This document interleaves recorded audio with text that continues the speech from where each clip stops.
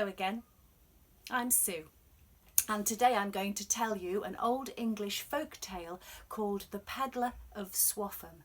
And this particular version of the story I found in a book of tales retold by Hugh Lupton, who's a fantastic storyteller. And before we start, just in case you don't know, a pedlar is someone who used to go around the country selling his wares, and it might be that they were things like pins, knives, cushions, music, all sorts of things. And Swaffham, where part of the story takes place, is in Norfolk. A folk tale is a tale that tells story about everyday people. The Pedlar of Swaffham. Once upon a time there was a man called John Chapman. Now John Chapman was a pedlar by trade, and he tramped the streets, roads and lanes of England. He tramped the highways and byways of England, selling pins and cushions, ribbons and reels of thread, knives and scissors, pills and ointments and ballad sheets. And wherever he went, he always took his little dog with him, running at his heels. Now John Chapman and his little dog lived in a tiny cottage, half open to the weather. In spring, the birds would come in and out of the broken windows, nesting in the rafters above his bed. But he did have a little bit of luck. Around the back of his cottage, he had a tiny garden. And in his garden was an apple tree, a beautiful russet apple tree. And in the autumn, the apple tree would drop its fruits onto the grass, the sweetest apples in Swaffham. Now one night when John Chapman was asleep in his bed, he heard a voice. He heard a lovely voice, as clear as moonlight, in amongst his dreams. "Go to London Bridge," it said. "Go to London Bridge." He sat up in bed, rubbed his eyes, looked around, but everywhere was quiet and dark. The only thing he could hear was his little dog snoring at the foot of his bed. "Nothing but a dream," he thought to himself. "Nothing but a dream." And he rolled over and went back to sleep. But the next night the voice was back. "Go to London Bridge," it said. "Go to London Bridge."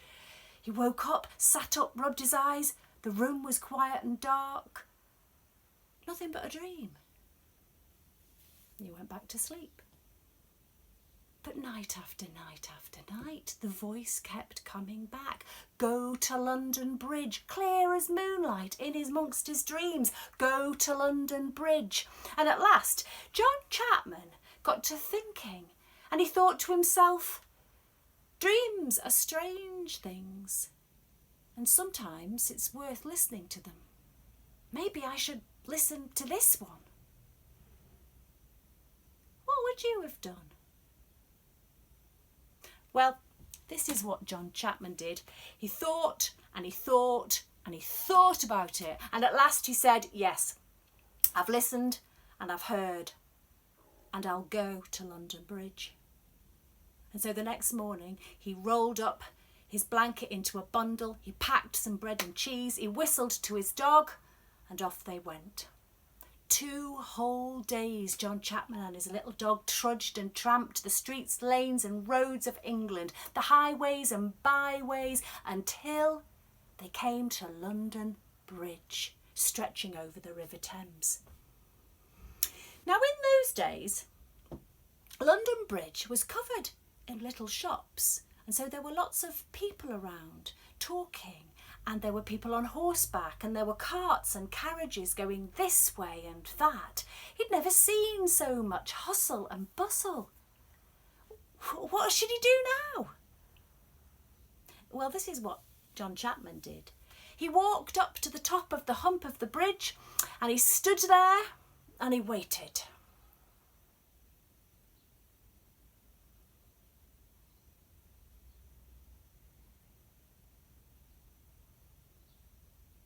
And nothing happened.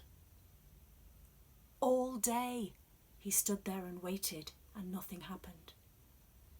At night, he slept on the embankment underneath the bridge, and nothing happened. The next morning he went back onto the bridge and sat on a doorstep, and still nothing happened. He was cold and hungry, and he sat on the doorstep and he thought to himself, dreams are strange. Sometimes it's worth listening to them, and sometimes it isn't. And he was just about to get to his feet and start the long trudge home to Swaffham, when one of the shopkeepers opened his doors, stepped out onto the pavement and looked at John Chapman. "Hey, stranger," he said. "Is something the matter? I've been watching you. I saw you all day yesterday, stood on the top of the hump of the bridge. And then this morning I seen you here sitting out on the doorstep, shivering like a lost soul. What's the matter, eh?" And John Chapman said, "Well, I had this dream, you see. I heard a voice, clear as moonlight, and it said, 'Come to London Bridge.' So I did." The shopkeeper threw back his head and bellowed with laughter. "Dreams? Dreams? Stranger, listen to me. You don't want to listen to dreams. Don't take any notice of them. I mean, I had a ridiculous dream last night. I dreamt I was in this place called, what was it? Swaffham. And I had a spade and I was digging among the roots of this old russet apple tree, and my spade went clunk against a china pot. A load of gold coins came out. But do you think I'm going to cross half of England just to follow some dream gold? Take my advice. If I was you..." And at that point, the shopkeeper noticed that John Chapman had gone. John Chapman and his dog were running as fast as they could along the streets and roads and lanes, the highways and byways of England, and didn't stop running day and night until they got home to Swaffham. And he didn't waste any time when he got there. As soon as he got home, he grabbed a spade and he started to dig among the roots of the russet apple tree. And sure enough, soon the edge of his spade clunked, went against the crock, and the china pot broke, and out came coins that flooded into the soil, hundreds of them, thousands of them. And that was the end of the peddling days for John Chapman.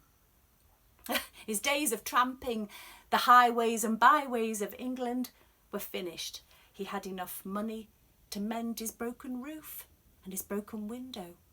He had enough money to feed himself whenever he was hungry, and he had more than enough. And he gave that away to the homeless and the sick, the poor and the hungry. And so John Chapman lived happily to the end of his days.